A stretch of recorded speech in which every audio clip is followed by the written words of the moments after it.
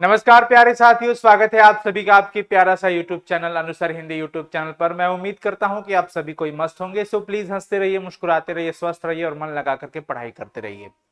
प्यारे साथियों, आज के इस वीडियो में हम करने वाले हैं लेखक परिचय। इससे पहले हम चैप्टर 1 और चैप्टर 2 का लेखक परिचय करा चुके हैं। अगर वो वीडियो आप नहीं देखे होंगे तो लेखक परिचय के नाम से एक ऑलरेडी प्लेलिस्ट बना होगा, सो प्लीज जरूर देखिएगा। और मेरी पूरी कोशिश है कि चैप्टर वाइज मैं आपको लेखक परिचय प्रोवाइड करा दूं, चैप्टर वाइज। तो ये तीसरा चैप्टर जिसका नाम है संपूर्ण क्रांति।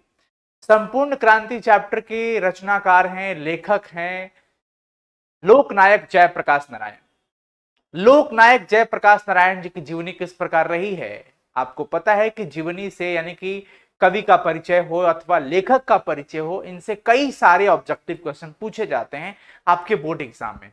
तो ये कहीं ना कहीं आपके लिए बहुत इंपॉर्टेंट है और ये बहुत मायने रखता है आपके मार्क्स को आगे ले जाने के लिए। तो प्यारे साथियों, आज के इस वीडियो में हम लोग क्या करेंगे, चलो कोई बात नहीं, थोड़ा सा पैर में प्रॉब्लम था इस वजह से। तो अभी हम लोग करने वाले हैं जयप्रकाश नारायण जी की पूरा परिचय करेंगे, जो कि आपके आने वाले 2023 परीक्षा के लिए कारगर साबित होगा। तो फाइनली हम स्टार्ट करते हैं। आप लोग देखिएगा इस वीडियो को, बहुत ही कमाल का वीडियो होगा बच्चों।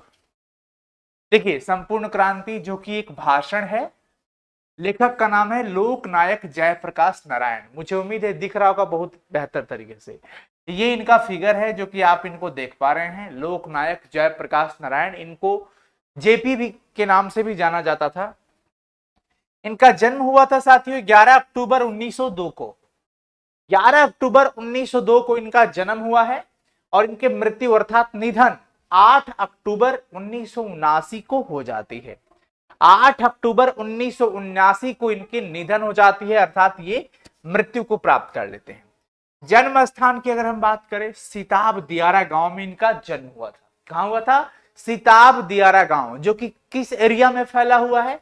उत्तर प्रदेश के बलिया और बिहार के सारण जिले में फैला हुआ है ये गांव। उसी के सटे हुए ये गांव है जिसका नाम है सिताब दियारा गांव। और इसी गांव में ये लोकनायक जयप्रकाश नारायण का जन्म हुआ है। ठीक है, आगे देखिए, पुकार का नाम। बचपन में इनको बाउल के नाम से लोग जानते थे। ये सवाल पूछे जाते हैं कि जयप्रकाश नारायण का बचपन का नाम क्या था, तो बाउल। क्या नाम था? बाउल। याद रखिएगा आप सभी को।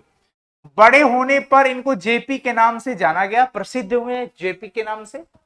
और अपनी जन पक्षधरता के लिए ये लोकनायक के नाम से जाने गए, लोकनायक के रूप में प्रसिद्ध हो गए। इनके पिताजी का नाम था हर्षुदयाल। ये बड़ा इंपॉर्टेंट है भाई, ये बहुत इंपॉर्टेंट है। ये तो बोर्ड एग्जाम में प्रायः पूछ देता है, प्रायः ही पूछता है ये। माता जी का नाम था इनकी फूल रानी और पत्नी का नाम था प्रभावती देवी, जो कि ब्रज किशोर जी की बेटी थी। ब्रज किशोर जी की बेटी थी। ब्रज किशोर जी लोकनायक जयप्रकाश नारायण के ससुर जी लगेंगे और हर्षुदयाल के समधी जी लगेंगे। इतना अंदर जाने की क्या जरूरत है सर, है ना? चलो मजे से पढ़ लो। शिक्षा की बात करते हैं। आरंभिक शिक्षा घर पर ही हुई है इनकी। फिर इन्होंने पटना कॉलेजिएट पटना में दाखिल हुए। यही बिहार में इन्होंने हिंदी की वर्तमान स्थिति विषय पर लेख के लिए एक सर्वोच्च पुरस्कार प्राप्त किया। इन्होंने एक लेखनी लिखा जिसका नाम था हिंदी की वर्तमान स्थिति। हिंदी की वर्तमान स्थिति लेख को लेकर के इनको सर्वोच्च सम्मान दिया गया। इसके बाद पटना कॉलेज पटना में इन्होंने एडमिशन ले लिया। असहयोग आंदोलन के दौरान शिक्षा अधूरी छोड़ी। असहयोग आंदोलन, गांधी जी के द्वारा चलाए जा रहे असहयोग आंदोलन के दौरान इन्होंने अपनी शिक्षा को जहां तक था वहां तक अधूरा छोड़ दिया। अधूरा छोड़ दिए, ये समझ पा रहे हैं सभी बच्चे? 1922 में शिक्षा प्राप्त करने के लिए फिर अमेरिका गए। अमेरिका जाते हैं और ये चैप्टर आप जरूर पढ़े होंगे, अगर नहीं पढ़े होंगे तो प्लेलिस्ट में जरूर देखिएगा। मुझे लगता है अगर जो बच्चा इस चैप्टर का एक्सप्लेनेशन अगर पढ़ लेना तो चैप्टर के अंदर का ऑब्जेक्टिव नहीं छूटेगा और ना ही सब्जेक्टिव छूटेगा। लेखक परिचय इधर कर रहे हो। अमेरिका किस थॉट से गए? उनके जाने के बाद क्या अफवाहें फैलाई गई ये आपको पता है। इनको अमेरिका का दलाल भी कहा गया। वहां हालांकि ये शिक्षा पूरी करने गए थे, जानकारी इकट्ठा करने गए थे। वहां कैलिफोर्निया, बर्कले, बिस्किसन, मैडिसन आदि कई विश्वविद्यालयों में इन्होंने स्टडी किया, अध्ययन किया। मार्क्सवाद और समाजवाद की शिक्षा यही ग्रहण की। मां की अस्वस्थता के बाद पीएचडी न कर सके और देश लौट आए। इनकी माता जी का तबीयत खराब होने की वजह से ये वहां पीएचडी करने के चक्कर में थे, परंतु नहीं किए, पढ़ाई वहीं पर स्टॉप करके वापस अपने देश लौट आए थे।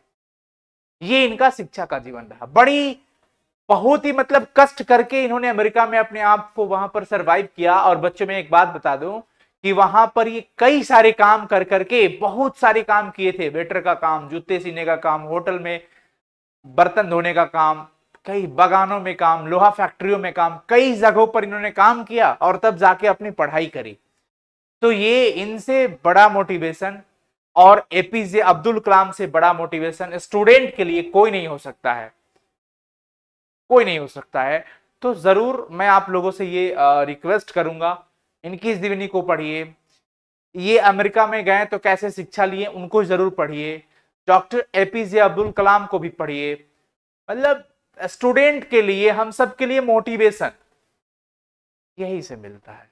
हम लोग भी स्टूडेंट ही हैं, हम नहीं है कि हम टीचर हैं, हम स्टूडेंट हैं, हम विद्यार्थी हैं, हम आजीवन सीखते रहेंगे और सीखते हैं। जो सीखते हैं वो आपको सिखाते हैं, तो हम एक विद्यार्थी ही हैं। तो हम लोग के लिए मोटिवेशन के ये सोर्स हैं, ये लोग स्रोत हैं। ये मोटिवेशन बड़े कूट कूट के हम लोगों के अंदर देते हैं, आपके अंदर भी। तो ऐसे लोगों को, ऐसी हस्तियों को पढ़ना चाहिए, जानना चाहिए इनके बारे में। अब देखिए राजनैतिक जीवन की बात करिए। 1929 में कांग्रेस में शामिल हुए थे। 1932 में सविनय अवज्ञा आंदोलन के दौरान जेल भी चले गए। ये सब क्वेश्चन ऑब्जेक्टिव के फॉर्म में पूछा जा सकता है। जेल से बाहर निकलकर कांग्रेस के अंदर ही कांग्रेस सोशलिस्ट पार्टी के गठन में अहम भूमिका भी निभाई। 1939-43 में भी जेल गए हैं। 1942 के आंदोलन से विशेष प्रसिद्धि भी मिली। आजादी के बाद 1952 में प्रजा सोशलिस्ट पार्टी के गठन में योगदान, धीरे धीरे सक्रिय राजनीति से स्वयं को अलग कर लिया। अब सुन लो, सबसे पहली बात क्वेश्चन पूछता है कि प्रजा सोशलिस्ट पार्टी का गठन कब हुआ था। तो प्रजा सोशलिस्ट पार्टी का गठन 1952 में हुआ था। इनके गठन में भी जेपीजी का योगदान रहा है। धीरे धीरे जेपीजी क्या करते रहे, एक्टिव पॉलिटिक्स से अपने आप को थोड़ा सा अलग करने लगे। 1954 में विनोबा भावे के सर्वोदय आंदोलन से ये जुड़ गए। फिर 1974 में छात्र आंदोलन का नेतृत्व किया और आपातकाल के दौरान जेल चले गए। इनके मार्गदर्शन में ही जनता पार्टी का गठन हुआ। कृति देख लीजिए, रिकंस्ट्रक्शन ऑफ इंडियन पॉलिटी। ये इनकी रचना है, बड़ी शानदार और फेमस रचना है, रिकंस्ट्रक्शन ऑफ इंडियन पॉलिटी। कुछ कविताएं भी लिखी, डायरी एवं निबंध भी प्रकाशित हुए। और ये सब कर्मों के बाद, ये जिन्होंने सर्वश्रेष्ठ काम किए, बेहतर किए, इन सब की खातिर समाज जो सेवा किए थे, वो समाज सेवा के खातिर उनको 1965 में समाज सेवा के लिए मैग्सेसे सम्मान से सम्मानित किया गया। ये बड़ा शानदार क्वेश्चन है।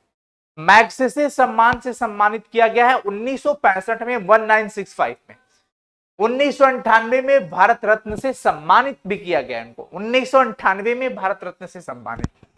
और ये संपूर्ण क्रांति का जो नारा, ये पटना के गांधी मैदान में 5 जून 1974 को गांधी मैदान में संपूर्ण क्रांति का जो ऐतिहासिक भाषण हुआ, वो मतलब बड़ा ऐतिहासिक रहा, हिस्टोरिकल स्पीच रहा बच्चों। तो ये है इनकी जीवनी, जो कि संक्षिप्त रूप में आपके पाठ्यक्रम के आधार पे है, आपके पाठ्यपुस्तक के अंदर जो दिया गया है उसके अकॉर्डिंग है। तो मुझे उम्मीद है कि अगर आप इसको अच्छे से पढ़ लीजिएगा तो आपको कभी क्वेश्चंस ऑब्जेक्टिव में दिक्कत नहीं होगा, आप आसानी से सॉल्व करके आ सकते हैं एग्जाम में। और ऐसे हमारी पूरी कोशिश रहेगी कि मैं एक एक करके आपको हर चैप्टर का लेखक परिचय अथवा कवि परिचय मैं करवा दूं।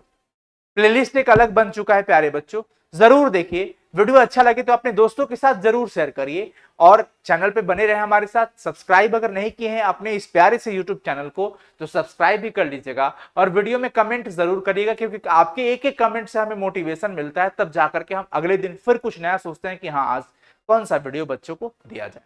तो थैंक यू सो मच प्यारे साथियों। बने रहे हमारे साथ, और भी अच्छे अच्छे वीडियोस आपके लिए मैं लगातार लेकर आऊंगा, ये हमारी पूरी कोशिश है। थैंक यू सो मच, नमस्कार। और मन लगा करके पढ़ाई करते रहिए, पर्व का आनंद उठाते रहिए। Thank you so much.